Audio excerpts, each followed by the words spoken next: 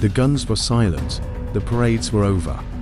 The flags had been folded away, yet in the quiet years that followed World War II, the scars of conflict remained etched into the hearts of those who survived. Private James Miller stepped off the train into the familiar dust of Kansas. The wheat swayed in the late summer breeze, just as it had before he left. His sister was waiting, tears in her eyes, holding out the apple pie she had promised him.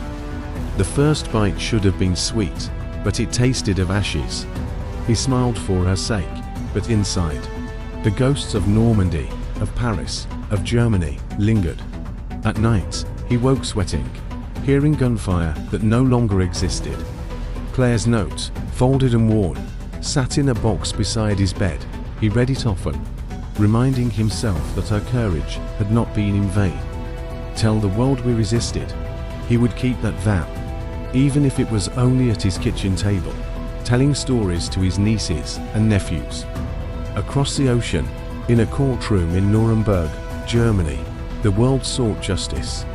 The surviving leaders of the Nazi regime stood trial for crimes against humanity. The evidence was overwhelming. Film reels of concentration camps, testimonies of survivors, piles of belongings stripped from the dead.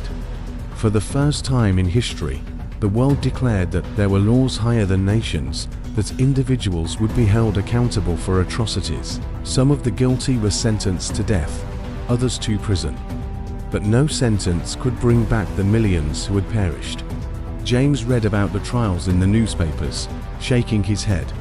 He thought of Claire. She had been one of the nameless lost. Perhaps her captors now sat in that courtroom. Justice felt hollow, but it was something. Aiko's new world. In Hiroshima, Aiko Tanaka walked among ruins that still smoldered months after the bomb. The city was a skeleton of stone and shadow. She and her mother lived in a shack built from scraps of wood. Food was scarce, sickness spread quickly, and the pain in her mother's body never fully healed. But Aiko grew. She studied by candlelight. Determined to become a teacher, she wanted to give children the chance at life that so many of her classmates never had.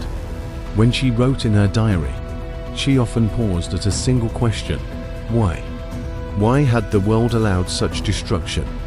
Her answer was always the same: so we would never let it happen again. The rebuilding of nations in Europe. Rubble was cleared brick by brick. Families searched for lost relatives. Refugees trudged across borders, carrying all they owned on their backs. The Marshall Plan brought American money to rebuild cities, while the United Nations